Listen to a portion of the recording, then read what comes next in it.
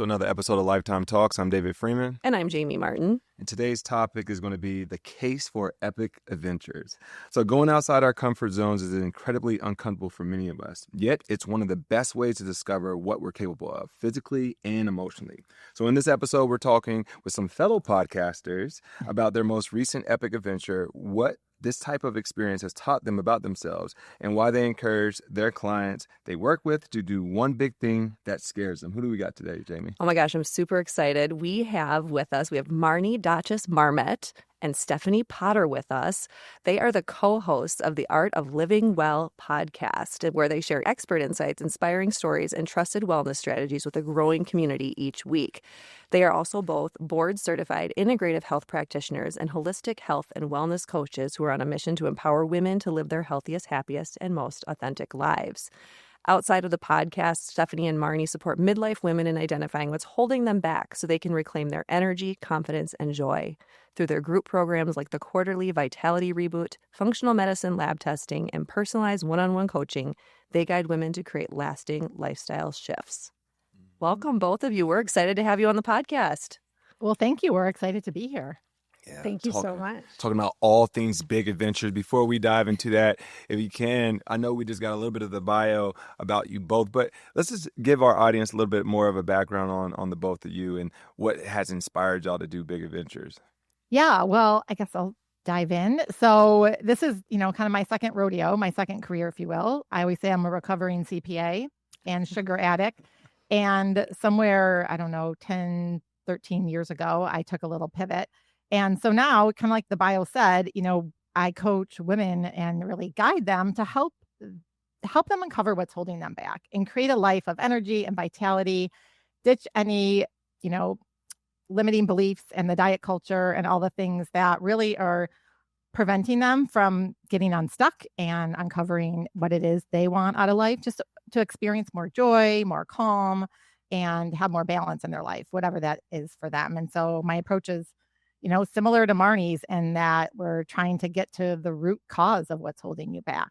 And that's what I'm doing now. And that's why Marnie and I, how we met.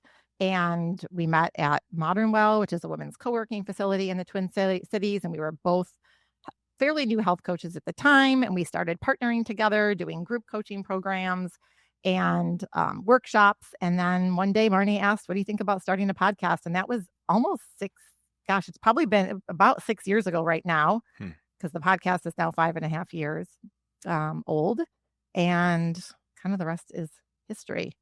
I don't know if that answered your question about the big adventures, but I'll let Marnie kind of chime in and share her story. Yeah, that's great. We'll get to that for sure. Mm-hmm. Well, I'll say that I got into the health and wellness space because I was personally coming from a place of burnout and feeling disconnected. I have another business, a promotional products business that I still have, but at the time, which was probably close to 15 years ago, I was doing that, feeling burned out, was looking for a change, and came across the health and wellness industry because I've always been very interested in health and wellness. And then I went back to school and yada, yada, yada, got all the certifications and whatever. And that's kind of how my journey began. And I think for me, seeing other women feel that disconnect and sometimes that loss of joy has really sparked in me this desire to help people. I feel really passionate about helping people get back to who they are. And, there's a number of ways to do that. And I think Stephanie and I both do that. And just, we want people to feel good. We want them to live well. We want them to, be their best self, whatever that is to them. And I think finding adventure has really taken me a step further into doing that for myself. And it's like, I get so excited about it that I want to inspire other people to do the same. Whatever their adventure is, it doesn't necessarily have to be what I find exciting and adventurous, if that makes sense. Oh, yeah. Yeah, absolutely. So talk a little bit about, as you're working, I know you both practice separately from each other, you do the podcast together, but as you're thinking about what your philosophy or approach is for helping women reconnect with themselves, what does that look like? And, why do you think that's so important for them? kind of getting to this, I'm just going to say, like, we want to know our purpose, right? But getting to that can be really difficult. So how do you help them? Yeah, I think a big way is you're honestly asking some provocative questions and asking them to think about what brings them joy. I know that question sounds so simple. It's really hard for a lot of women to ask, especially caretakers and moms and people that are always giving of themselves to others and not really prioritizing their own needs. That could be finding out what brought them joy when they were a little girl. Mm-hmm. And a lot of times they'll be like, I used to love playing outside or being on the beach and running around and dancing and singing. And then they're like, I'm going to start singing and dancing again. And it's taking them back to who they really are at their core. Marnie kind of touched on this, but really who they are, how they show up for themselves and others. And a lot of times the stories that we've been told and the experiences that we've had by, friends, family, people that were only doing the best that they could. But those words really resonate and can have a very profound impact. I know for me, that's part of my personal story and journey. And starting to recreate, I don't want to say that. Rewrite those stories so that you are able to do what you really know is what you need, because we're all unique beings, and what brings you joy and how you can create more fulfillment in your life and more purpose. And I just think all the external noise, some of it's good, some of it not so good, has kind of clogged that and has really prevented a lot of people from being able to experience it. And so it's through a lot of questioning and reflection that helps to unpack that for women in particular. Love. And Marnie, I'll lead the next one for you. When it comes to like these experiences that you both have gone through, and then understanding now how you start to extrapolate that from those individuals that you're connecting with, and now you put it in this environmental setting that they probably are doing something that they're afraid to do, but you go, let's use the example as far as the Grand Canyon adventure, and in taking that experience and what you discovered about yourself, but also what you're able to do in that setting to make it so magical. So I think adventures are just deeply transformational, right? Whatever the adventure is. And I think that, the Grand Canyon, we trained for 3 months and we did 20 plus miles in a day. It was 5,000 plus feet on the ascent. And just completing that in one day, we carried our own supplies. We packed our first aid. We had to know what gear we needed. This was not a curated event. This was something we decided to do on our own. We had a coach who was not with us, but guided us ahead of time. And I think being able to do that felt very empowering. And, you feel self-sufficient. When you're out in nature, that you're away from distractions and, things get gritty at times. You have to dig deep into the mindset to get through something.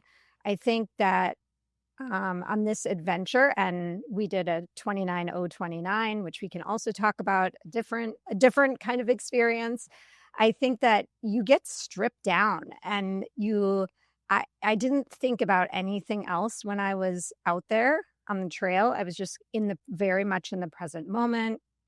I joke around about how, I was thanking my feet and thanking my back and my legs. And I would say, oh, I will take care of you when we finish. Let's get to the top. Let's do this together. And just very in tune with my own self and body. And I think that is so key. And when we talk about, coaching other women and people in general, that I feel like a lot of people are very disconnected to themselves and their bodies. And Stephanie mentioned like asking the right questions and getting to the core, or helping people kind of peel back those layers so that you can get to what's going on and connect with self. Mm-hmm. This topic was really inspired by a conversation the three of us had it's been a couple months now probably, that we all connected. And I think when you were sharing about your 29,029 and then now about the Grand Canyon, what was so interesting to me, it was like, it felt like this really, your people are making change all the time, but there's like this big thing then. Why do you think those big things are important in the Grand in the midst of all of that? Like, yes, you're making change, and a lot of times it's like little things that we're working on. We talk about small habits a lot. Why do those bigger moments make such a difference for people sometimes? I think it kind of goes back to what Marnie was saying, this like huge sense of accomplishment. I think it's figuring out what's your why. Like, why do you want to do that big event? For me, it kind of I had a lot of limiting beliefs about myself and wanting to be an athlete like my entire life. I mean, literally, and I have very distinct memories of people, coaches, teachers telling me you're not good enough for these teams. But it was like looking at when you look at someone else and you're like, oh gosh, they can do the marathon or they can do the triathlon. I can't do that. I'm not an athlete. I couldn't, dedicate the time, or I just couldn't do it. But you have this like tinge of jealousy. It's like that person is showing you what you are capable of doing, what you want to do. And I've felt that my whole life. And so doing this big event for me shifted my mindset, and this inner athlete in me came out. That was 29/0/29. That was the first endurance event I ever did. And it just spoke to me. And it was also like being part of this community of people that was really, really profound. So I just think it can, like you said, the little small habits, the things you do every day are really, really important, but it can just have a bigger shift for you. I think more at a subconscious or at a conscious level. And it's the mindset that really holds people back from doing a lot. And so whether you finish the race or not, just knowing that you went through months of preparation, I think that like daily, that plan, that training plan, and keep sticking to something. For me, I think everyone's different. It just really opened up like the floodgates for me. Marnie and I joke that for us, 29/0/29 was a gateway drug to doing other things. And that's why we ended up doing the Grand Canyon hike less than a year later. It's just really fulfilling on so many levels.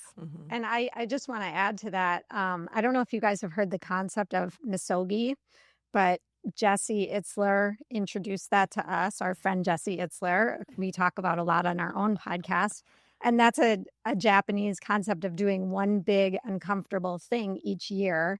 And so initially 29/0/29 was our misogi. And then, in my head after doing that, I was like, okay, what's my next one? And so that's kind of where Rim to River to Rim came up. And that was something I had never heard of 2 years ago.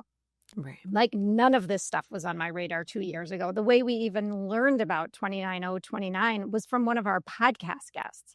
So random.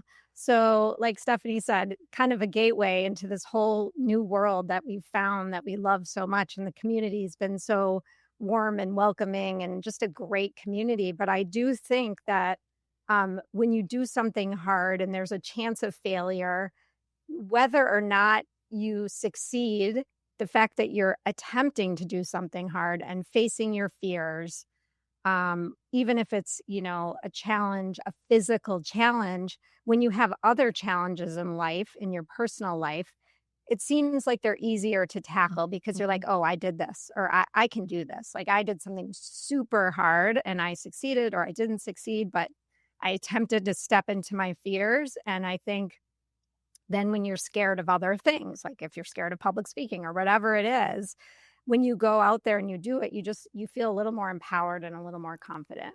Yeah.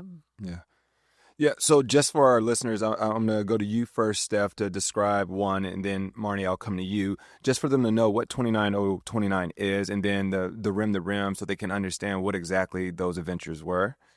Yeah. So 29/0/29 that's the vertical feet of Mount Everest, which a lot of people, that's very challenging in a lot of ways for people to go and do that.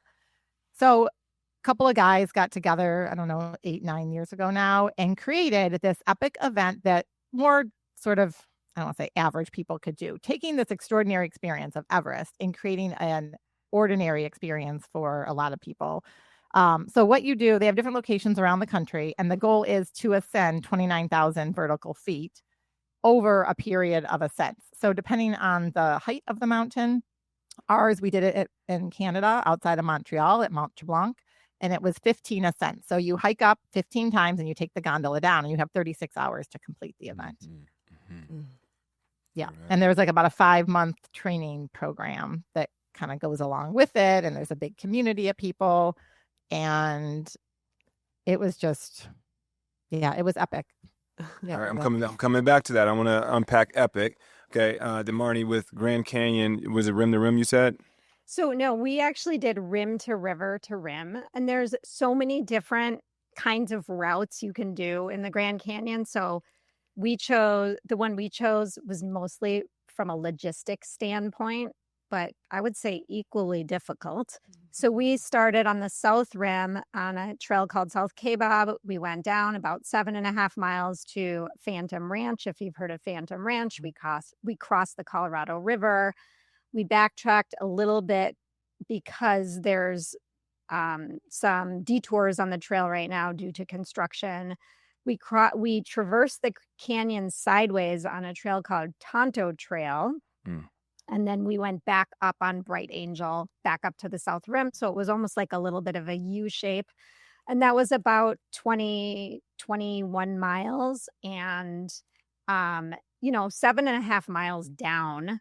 It's like, when do you ever hike 7.5 miles down, straight down? It's crazy. And then when you're at the bottom and you've got to get back up, you're like, oh my word. How do you get to the top of this canyon? Like, it's crazy. Like, I remember being at the bottom and being like, how am I going to get up there?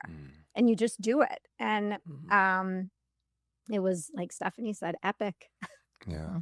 Yeah, I said full circle. We're coming back to that word epic. So the feeling, the things that you learned about yourself in that journey, and obviously now that can apply beyond that journey in everyday life. So what did you learn about, I'll start with you again, Steph, on this one. What did you learn about yourself in the 29. And then Marnie, I'll come back to you with the rim to river to rim. I mean, I think one big message is that we can do hard things. And even in the face of adversity, if you're having pain, like Marnie and I both during training, we had some injuries and we had to stop and rest and recover, but we didn't give up and we kept going and we just made tweaks and changes. And we believed that we were still going to be able to complete the race. And I think the other big thing for me, and I kind of touched on this earlier, is just this, finally being able to say, I am an athlete. And that's something that I've wanted for a very long time. And I think also being a role model for my kids, I'm 51. I did my first endurance event at the age of 50. So anyone out there, regardless of what your age is, you can do hard things and you can, because a lot of it is mindset. A lot of it is mindset. And so just showing, whether it's kids or family or whoever, and they may be doubting themselves and their ability, and just proving that you can try new things, get outside your comfort zone, because the reward on the other side, in my mind, is well worth the training and the preparation and the ups and downs that go along with it. Yeah. Marnie? I would say that, for me, big adventures are, the number one thing is stepping outside of my comfort zone. Like I feel just, I said this earlier, so empowered and so proud of myself. I never imagined that I would be in this kind of space where I would be doing these kinds of things. And I feel like the sky is the limit. I feel like, okay, like I did this. What else can I do? And how is this going to translate into the rest of my life? And I really like the idea of just stepping into something that I don't know everything about. And Stephanie teases me because I do like to get a lot of information and research and find out everything I can about something, but you never can find out everything, right? Right. Like there's always an unknown, especially if you haven't done it before. So I really like that feeling. And I know that I'm going to be doing more and more of these kinds of things. And hopefully, Stephanie and I have started this Minneapolis hiking collective that we literally just started this week, and we're trying to get other people to come hike with us locally. And it's just, I feel like it's a catalyst into so many other things in life. I think what you're tapping, and we actually, it's so funny. Like we've been recording podcasts for a couple of days now, and we start to see threads of things, and we have heard, like the potential. Like we're hearing a lot about like what's my potential, right? And I think these kind of adventures, once you realize like, oh, I can do this hard thing, the doors just open to like what that next possibility is. And like you realize like as you keep going, like the possibilities are really endless. Like of what we can potentially do and what we are capable of. So often those limiting thoughts that you've talked about can just keep us from doing the thing until we know, right? And you're never going to know it all, right? Right. So you got to just go and trust and believe in that potential, I think. Yeah, 100%. Oh, anyway. I was just thinking, so I'm going to share a little story real quick. Yeah, please. So my husband is starting to think about his next phase of life. You know, he's in this role where he'll get to retire earlier than me, and like, what's he going to do next? And he's really considering becoming a pilot. Like, he's going to start small, learning to fly, all these things.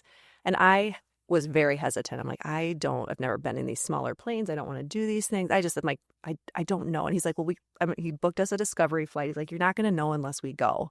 And that's what we did this past weekend. Like, we went on this discovery flight it was joy. That's how I will describe it. I didn't know what to expect, but it ended up being this like really amazing experience. And I'm so excited. I wasn't as hesitant as I thought I was going to be because I'm a planner like you, Marnie. I'm like, I want to know. I don't like to do things unless I have most of the details down. And I didn't know a lot of things. He knew a lot, but it was just kind of this really joyful experience. I'm like, okay, this is like what could come next from this if he goes that route, but it also opened doors for me too. So anyway, that's just my very recent example of something that I didn't know a lot about, but was really excited in the end to have done.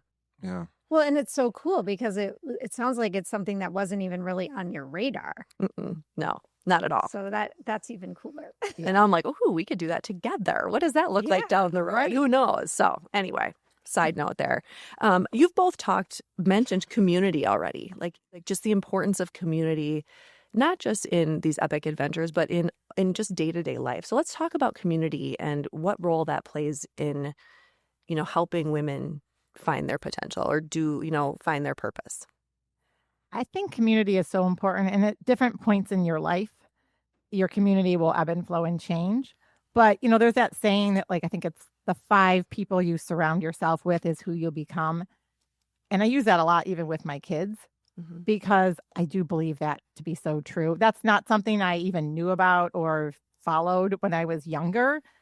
I think a lot of women struggle with like finding their people or their tribe to support them and lift them up. Like they know what they maybe should or want to do, but it's really hard when you don't have that supportive environment. So I think finding like-minded people who are kind of on the same page with you a little bit, who are going to push you and support you in everyday life. And then when you're doing these big events, like that was one of the things Marnie and I really noticed when we got to the mountain, when we did 29029, was the community there was amazing. I mean, people from all walks of life, all across the country, different ages, it didn't matter. You were there to hold each other's hand, to support each other. If someone was stopped on the mountain, you stopped and checked in on them and to see how they were.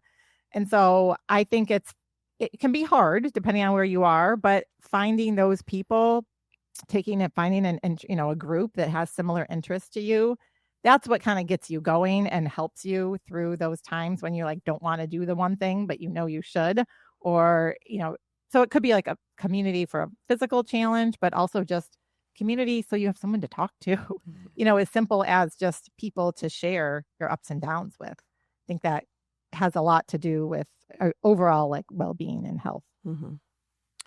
Yeah, can you share? I think this would be great to know too, is like now that you've done the hard thing, right? You did something that was hard that challenged you mentally. Now you're like, I think you said that earlier, I am, and you can fill in the blank. I am strong, I am resilient, whatever it may be. How you can take this big adventure and now apply it to everyday life. If that is, now I'm going to start that book, or I'm going to start that business, or I'm going to do that thing that I was afraid of doing. Like, if you can break that down for us too. I mean, I think that, we can talk about our podcast, right? So Stephanie and I have been talking about, we've had the podcast for 5 years. And we've been talking about, okay, like if we really want to like maybe take it to the next level, what are the steps we need to do that? Whereas I think in the past, we've been like, okay, this is awesome. We love it. It's a great passion. But maybe both a little bit fearful of taking it to the next level. And I think that doing some of these adventures has just opened up our minds in new ways and given us new confidence. So that would be one way. I think even just for me, I love meeting people personally. I love hearing people's stories. I mean, that kind of goes with podcasting. Yeah. But naturally, I'm just that kind of person. I feel like I have just felt more confident in my own personal life to go out of my way to meet people that I maybe would have, I'm from Minneapolis. I have my girlfriends. I'm kind of one of those people. But I would say in the last 2 years, I've really made an effort to there's a lot of people out in the world. And I love meeting all different kinds of people and hearing about their lives and hearing about their stories. So I would say, building a bigger community. And like Stephanie mentioned, surrounding myself with people that lift me up and that I can lift up. Mhm. And sharing experiences with people that aren't always, these empowering adventures, but sometimes maybe it's a shared struggle and being vulnerable and trying to um, understand somebody else's perspective, even. Absolutely.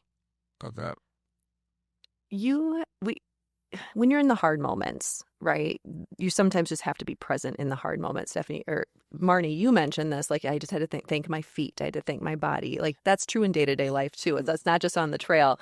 But how do you process your experiences? I know you've mentioned journaling, but why do you think like journaling reflection is so important as you're going through a life-changing shift? It doesn't have to be an epic adventure necessarily, but any shift. Like, why does journaling matter so much there? Or are there other practices you would also suggest? I think reflection is huge. I think sometimes when you're in the moment, you're either, if it's a hard moment, then you're just like, oh my gosh, I want to get myself out of here. You're just thinking to the next phase or when you're complete. Like, Marnie and I talked about this. Once we got through this Tonto Trail, okay, we're done. But in order to step back and fully appreciate what you went through, what your body went through, what your mind went through, the ups and downs, I do think you need some quiet time. So I think journaling is amazing. And Marnie and I both journaled a lot after this. Like, we were doing that on the airplane ride back. But if it's not journaling, it's just being quiet with just your own thoughts and really reflecting and being kind to yourself, whatever that situation was that you went through. And I think it's nice to kind of go back in other moments, like later on, maybe weeks or months later, and have something to look at and reflect and see how far you've come, or just remember that experience. And maybe you're remembering it through a different lens. Yeah. Yeah. Marnie, anything to add, or we can keep moving on? I mean, we can keep moving on. I would just say, sometimes when you journal, you see growth and you see lessons that maybe you couldn't appreciate in the moment. Mm-hmm. And I think, I have a memoir that I wrote, and I took a course over the course of a year, and I wasn't trying to write a memoir. I was just taking a writing course. And other people saw all these threads through my writing that I couldn't even appreciate because I was the writer. So I think when you write and then you go back and read what you wrote, you're like, oh, wow, I said that, or I see the lesson in that now. But in the moment, I don't think we always can appreciate that. Mm-hmm. Well, we're going to go into your coaching now. And I got 3 words I'm going to throw at you. I'm going to go back and forth. So you both are shared responsibility here. We're good with it. All right. So when it comes down to coaching, I love speaking about mindset. So I'm going to start first with mindset as far as the grounding force there, right? How important is mindset in this space? Marnie. Steph, you said No, something. go ahead. You sure? Okay. I got the next one for you. I think mindset is everything. I think that if your mindset is not in line with what you're doing, it's going to be really hard to do what you're trying to do. When we were training for 29029, we actually had mindset coaching, like I think every other week, maybe. Mm-hmm. And I focused so much on the mindset, and every day I said to myself, I will climb this mountain. I will finish. And I literally was training my mind. And I'm trying to do that in lots of different parts of my life now, because I believe that your body is listening to you. Your cells are listening to you. And so it sounds silly, but I'm like trying to talk to myself more often. And I'm trying to tell my kids that. I'm like, my son will say he wants to do X, Y, and Z in his career. I'm like, well, tell yourself you're going to do it and you'll do it. Yeah. Like, so I think mindset is 100% everything. Okay. So the mindset, we're planting the seed there. All right, Steph, I'm coming to you now. This is going to be making sure you have the clear objective of what it is that you want to accomplish. So you mentally visualizing what it is that you have there now, the objective that you set out to do. How important is that? I think it's really important, but I think you need to get back to your why and your internal motivation. Mm-hmm. So a lot of times women have, or people in general, have a goal, or I want to lose weight, or I want to have more energy, or I want to clean up my diet, or move more, whatever the goal is. And goals are very important. And Marnie and I both work with our clients to create, help them create goals, brainstorm, etc. But if you don't know your why and you don't have a vision, it kind of gets back to how are you going to keep doing that hard thing every day when you're first starting a new habit if you can't fully articulate why you're doing it? So if you're doing it from an external motivation, it's not sustainable. It's just not. I've worked with enough women to see they can do anything for 3, 4, 5 weeks and then they fall off. Mm-hmm. And if they don't have that vision in their head of how I want to show up, or for myself and for others, whether it's 6 months down the road, even 1, 2, 3, 10 years, so now it's like, well, how do you want to show up for your kids and your grandkids in 10 years? Oh, well, I want to have, my health span to be really long. I want to be active. I want to be able to run around and play with my grandchildren. Okay, then that becomes your why. That's your internal intrinsic motivation. Until you nail that, you can slap on a bunch of habits that'll work in the short term, probably. But what I've seen is it's not sustainable to create that life that you want. That's just less worried about, the food on your plate or some of these things that people get really fixated on. And just being able to live with more joy. Okay, so we got the mindset as far as planting the seed, and now I'm gonna repurpose it to what you just said as far as why instead of the objective. I like that. And then the follow up, you just said if you're not able to stay consistent with it, then you're going back to the commitment. Now, the thing with commitment, before I jump, and now you both can share this one. When it comes to the commitment, you might fall off. Even knowing your why, even having the strong mindset, you might fall off. And I think y'all talked about community and surrounding yourself with the right people to make sure you get back on that horse. So let's talk a little bit about commitment and how important that is. I think that making a commitment to yourself is really important. Whether that's, doing a small thing every day, or you get to decide what that commitment is. But if you want to see change, I think you do need to make a commitment. And like I said, my commitment might be different than Stephanie's commitment. So it's very individual what that commitment looks like, but it is very important to have that commitment. Steph? I mean, I would agree. And it's figuring out, though, what works for you. So two people can have the same end goal, but if the new habit doesn't bring you some joy, and again, it's not going to necessarily bring you joy right away. But when I'm working with a client, I'm not telling them, oh, do this new habit. No, it's like, here's your end goal. What do you think you could do? What is something that you used to enjoy doing? What are foods that you used to like to eat that maybe you're not eating? So there needs to be, some habits are just like brushing your teeth. It may not bring you joy, but you're going to do it every day because you don't want the end result, going to the dentist and having cavities or whatever it is, right? But other habits, ideally, you're doing some things every day that may not be good for you, but they're also satisfying you personally. They're also bringing you joy. They're helping you feel really good. And so until you have some sort of positive feeling by doing them, then I don't know if just the commitment is going to get you there, all the way there. Yeah, that makes sense. Yeah. A couple other words that you shared with us as we were prepping for the show were the words grit and resilience. We've mentioned them a little bit. I think, Marnie, you mentioned getting gritty sometimes. we face, as we've all talked about, like the adversity we face through life, it comes in many forms. There are physical challenges and adversities. There's emotional life things that are going to happen that are going to test us to our limits. So how, like when you think of grit and resilience, what do those words bring up for you? I mean, I love both of those words because I feel like the challenges that, I've done or we've done in the last few years have, grit is like you are getting down into it and you are digging deep and just through the trenches. And, resilience to me is like, are you staying with it? Are you continuing on through the hard? I mean, they're similar, right? But when I think about doing something hard on purpose, you're choosing this. Mm-hmm. Everything else feels more possible, right?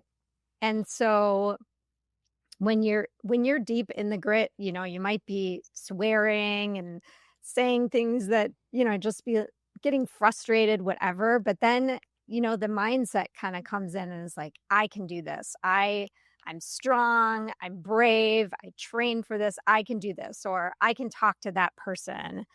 There's so many different things. It could be someone nervous to talk to their boss about something, or, I mean, this can translate into any area in life, but it does feel to me like when you take on a physical challenge that's hard or scary, it really can translate and become kind of like the training and how you show up in other areas of your life.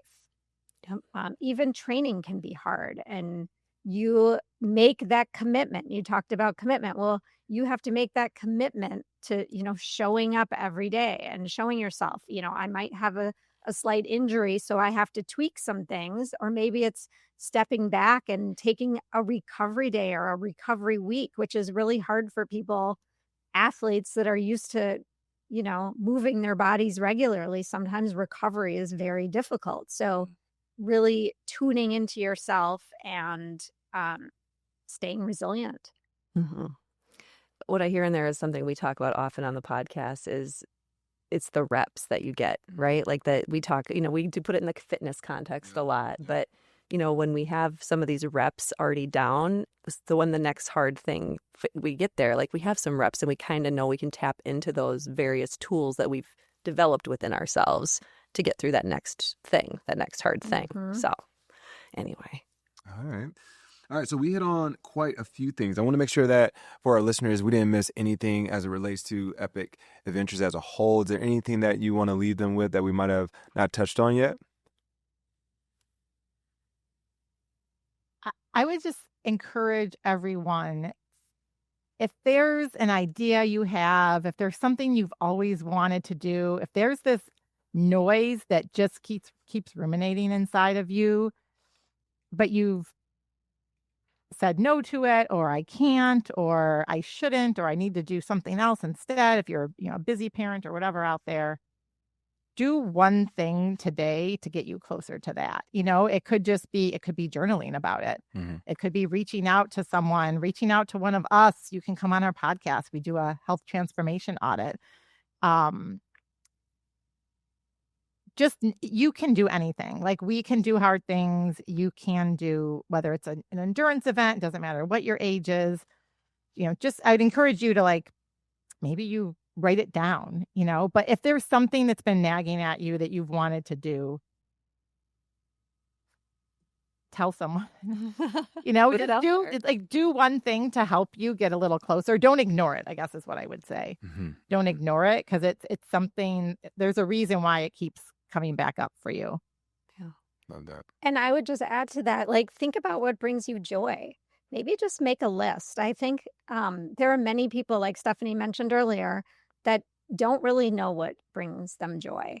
So try and journal and write down. It could just be chicken scratch, but just write down a few things that bring you joy. It could be as simple as, walking down the street and feeling the sunshine on my face, like the littlest things, but just think about that and maybe think about choosing yourself sometimes, because I know a lot of people are doing so many things for so many other people all the time. It is okay to do things for yourself too. And remember that. Yeah. I love that. Okay, before David gets to his mic drop moment, I have one last question. Now that you have done the 29029, you just did the river to rim, or rim to river to rim. Yeah. What is next? Do you have your next epic adventure planned yet? Are you thinking about it? I'm thinking about it.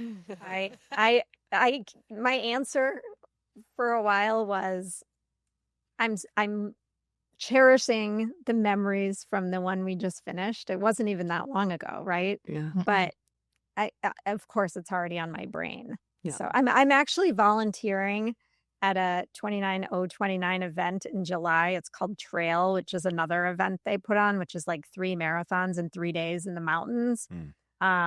So that's going to feel really good to give back to the community that lifted us up while we were during our 29029. So I guess that's not really my own event, but I'm looking forward to cheering others on and helping them.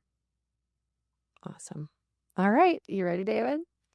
Wait. Steph, same or I saw you. Well, like Marnie, because a lot of people have been asking me the same question.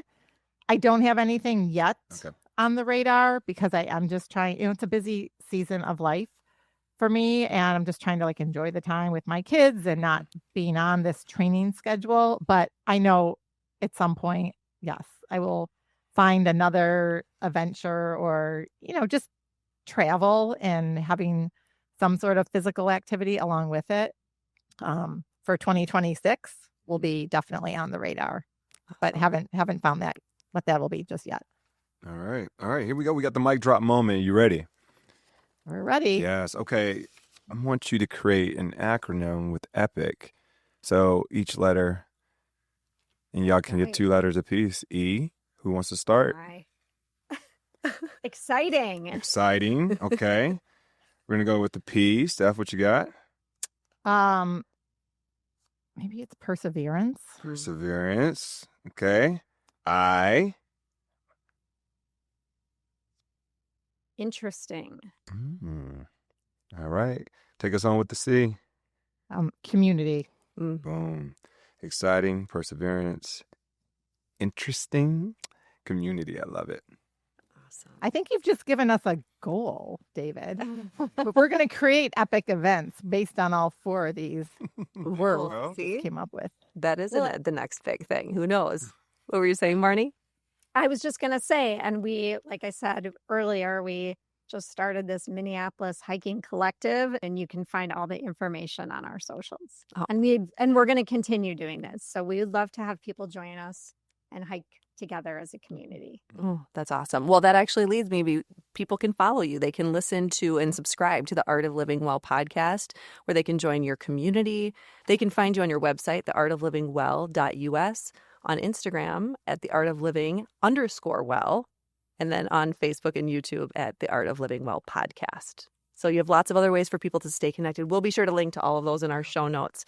But thank you both so much for coming on and talking. Like, these kind of personal development topics are those things that Get you going? sometimes they get you going there in the back of your mind. Sometimes it's like we got to put them front and center and really think about like what's next for us. So I love that. Thank you both so much. Thank you. Well, thank you for having us on. Yeah, thank you so much. This was very fun. Talk to you soon. Bye-bye. Bye.